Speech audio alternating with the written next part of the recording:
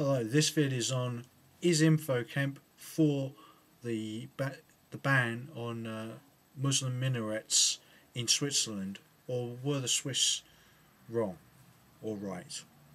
Well, this is the classic confliction of democracy and human rights. Now, the Swiss have extensive local democracy, but they are still limited democracy, right? They have a constitutional republic, they have neutrality, they're not part of the EU, but the EU has affected their laws so that, for instance, even if you lived in the United States, you could take your case to the European Court of Human Rights, which will have some sort of binding thing. So Swiss Muslims in Switzerland could go against this and take their court case to have minarets and to have further building of mosques. Now, Switzerland has a population of about 7 million people, but it has a population of over 500,000 guest workers who are Muslim.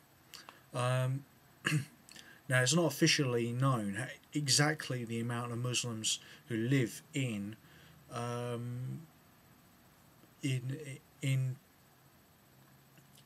Switzerland.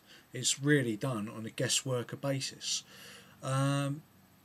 Muslims in Switzerland do not see themselves as citizens; they see themselves as guest workers, and the similar case within most European countries. It's only Britain that has gone and given this extended rights of citizenship to non-citizens, and there is still the debate within Britain as to whether we're subjects or citizens. Yeah, these people who are coming in have been given the rights of a citizen. Their rights are recognised. Now, all people have human rights and natural rights, the right to life, liberty, happiness and property. But the state doesn't always recognise those rights. A state can't give you those rights, but it does need to recognise those rights to help you assert them. Okay? Now, under Swiss law, referendums can also, once you've got 100,000 signatures, can become law through a process. First, it has to go to the different Länder within or cantons within Switzerland, and all of the cantons have to agree. A majority of people are in favour within each canton, and then the government, which is of course against this minaret ban, can still try to stop it happening. But the party, the Swiss People's Party, that have tried to ban this thing through this referendum, okay, are the majority of the parliament there. So it begs the question to ask.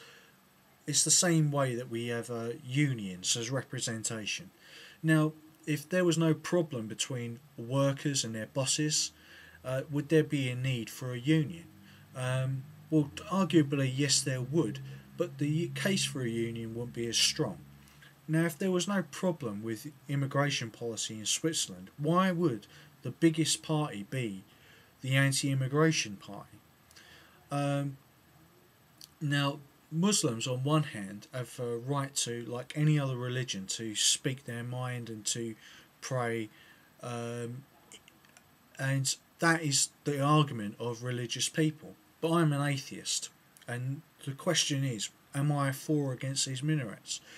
Well, religion is only an idea, and some part of me says yes, everybody's got a right to their ideas, but I'm also a rationalist. I also know that the Swiss People's Party has a bias towards Christian and Jews rather than Muslims, although Jews and Muslims are much closer together than Christianity, because of course they don't believe Jesus or in the Trinity of God, Jesus and the Holy Ghost. So although I'm atheist or really agnostic, I can't really see the point of people having minarets other than to make a political statement saying we are here, we claim this land for our religious belief.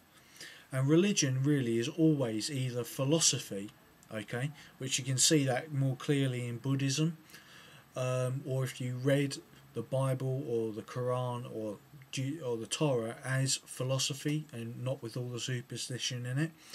Um, in Buddhism or in Stoicism, Stoic philosophy, is clearly stated that that is philosophy and not religion. Okay, it refers to gods, but that isn't an essential thing. Whereas Islam is very political; it's a radical force. So is Zionism. That's a radical force. It's a political vehicle for a political vehicle for a particular ethnicity, right? In this case, when we think of Islam, the Arabs, or we think of Zionism, the Jews. Although there are people who are of different races who have a sympathy towards it. For instance, Christian fundamentalists in America, or who are Zionists, or people in the southern republics of Russia or in Iran have sympathy, are Islamic and of different race, but have sympathy for the Arabic culture. And it's really the resistance to an Arabic non-European culture that is being resisted here. People in Switzerland don't know enough about the Islamic religion on the whole to have a conception philosophically to reject it. Okay, they do have they can see open symbols of an Arabic culture which is trying to enforce itself in Swiss society and widen and deepen itself into Swiss society, and that isn't what they vote for their government. Okay, the Swiss are a confederation of European peoples. They have Nordic people from the Germans. They have Latin people from the Italians. They have Celtic people from the French. You can't say that the Swiss are racists. Okay, they simply have a culture that has settled in itself with the canton system, and one that is for democracy. But again, this is a confliction between democracy and human rights. They are not the same thing. Okay, democracy doesn't mean a well-run society. It just means that people vote, and they want those votes changed into the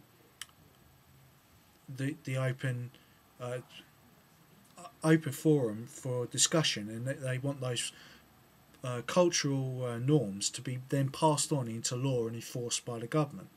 Okay, now of course, if you go back to ancient Greece or to ancient Scandinavia, if a vote took place, it didn't really regard people's human rights. In fact, they could be ostracised. If the women in a society such as the Vikings decided that they wanted to divorce their husbands, there's nothing the husband could do, although you could say it's a human right that he should have been consulted. They would simply be divorced. Okay, so the Swiss are though defending human rights by doing this ban, because they're defending their right to freedom of speech, they're defending their culture, they're defending the rights of women. Even a Pakistani gynecologist who said that in Islam women are treated like animals. Okay, and it's always the thin end of the wedge when you get religious fundamentalism, and I'm against all religious fundamentalism, as even Buddhism and Shinto religions, which are damaging to society because they are fundamentalist. Right? Religion is a cult, and so I defend the Swiss's right. It is their country, and they have got the right to ban minarets if they want. The only thing that I wouldn't say they have a right to ban is people's natural rights and their economic rights. Religion doesn't have a right.